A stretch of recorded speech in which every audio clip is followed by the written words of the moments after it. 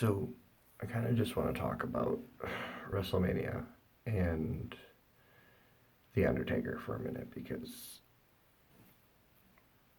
that man, I'll tell you what, as a kid, it wasn't easy growing up, like I had my, rough times, stuff like that. I'll tell you what, watching him made everything just seem okay. Even if it was for that little second of a match, that half an hour that he wrestled, I'd always just put on a match of his and just let myself let everything else go. Just watch it. Just watch the magic that he had in that ring, man. Uh, I admire him more than I can probably express, and I have more respect for him than I probably do anybody else. Man, last night was hard. Ever since Roman Reigns eliminated him from the Rumble, I knew that's who he was facing at WrestleMania. That was it. And ever since I was really like Roman, they're pushing him too hard to not have him beat the Undertaker. I kept up hope, and I sat there through the entire WrestleMania to get to that match. Don't get me wrong, that was a great show. Like the Hardy Boys coming back, like I marked out like a son of a bitch. Like don't even get like I flipped out. I jumped out of my chair. I was like, yeah, Matt and Jeff, yeah, broken. But the Undertaker, what I was there for.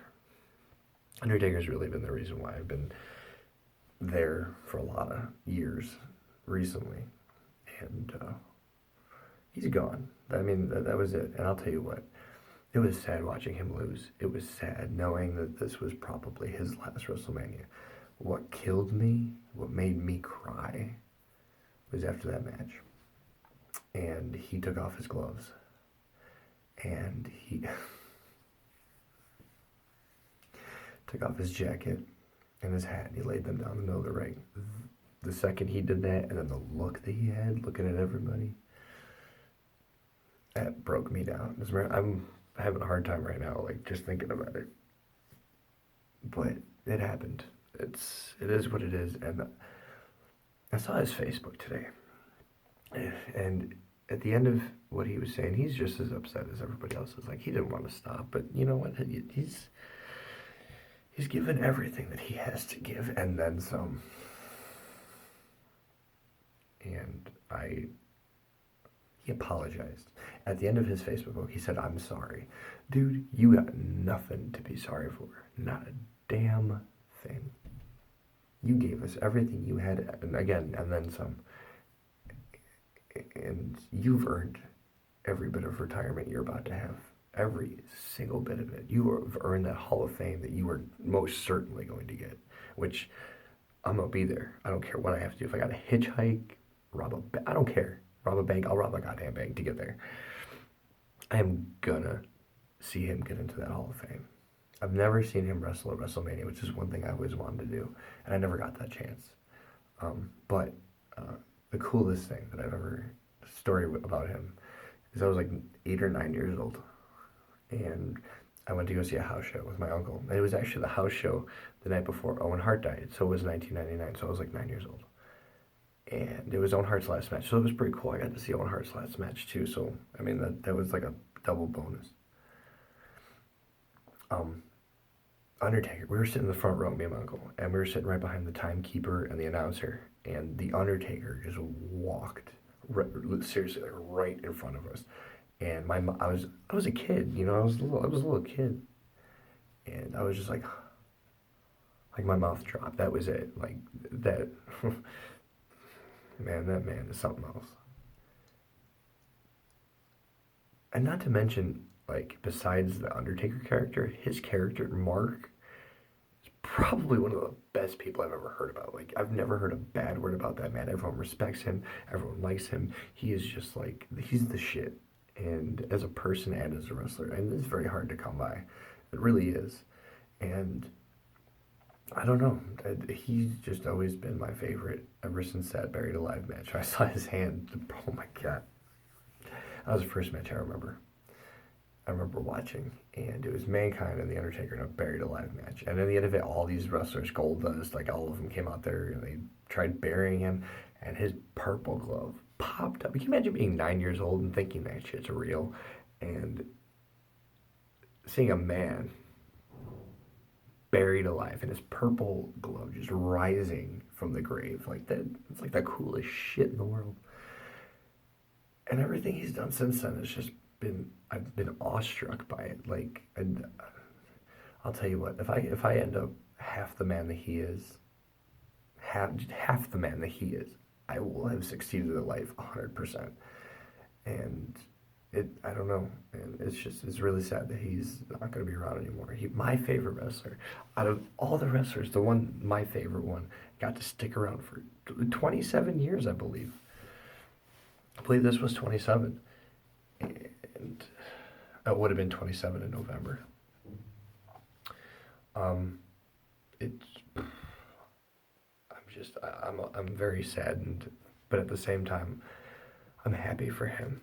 He doesn't have to worry about doing this anymore. He doesn't have to worry about getting in shape. He doesn't have to worry about getting hurt or anything like that. And you know what? I'm happy that he knew when to call it quits before he did get hurt. Seriously, like I didn't want that for him, man. But I won't. I mean, there'll be no more matches of him, and that gets me. But I mean, there's almost 27 years worth of matches I can go watch on the WWE Network, which, by the way, I almost canceled my subscription because I was so pissed off last night. But I digress about that because it is what it is. My issue is with a Roman Reigns. That man did not earn that victory last night, and I get whatever. He didn't win, but man, the gift the Undertaker gave him last night, we didn't deserve it. Not yet, at least. And I'm gonna Roman, I'm speaking to you. What you do with that gift is up to you now, and don't waste it, man. That was precious. That's like a diamond gift you were given. Don't fuck this up, man. If you do anything less than work your ass off just as hard as he did, if you do any less than that, this will all have been wasted. That victory means nothing. Do the right thing, man. Work your ass off. Get better at what you do. And prove to me and everyone else that victory, the gift he gave you, was over nothing. Don't prove me right in thinking that Undertaker's last match should have been against anybody but you. Prove me wrong. I dare you. Prove me wrong. Please, prove me wrong. Man, I think the only thing left to say is thank you, Taker. Thank you for everything you've done for wrestling. Thank you for everything you've done for me, man. Man, you're my hero. And you were a superhero to me when I was a kid. You're a superhero now. Man, wrestling or not, you're a superstar, man. Enjoy your retirement. Enjoy your family. Enjoy your kids. Enjoy everything. Enjoy this next chapter in your life, man. Just do it. Do it for yourself. You've done everything for everyone else. All these fans, you've given us everything. Do something for you now, man. Do it for you. So I guess the only thing left to say is thank you, Taker. And I love you, dude. I will always be a creature of the night for my whole life. And one little homage pay to you is just no. But man,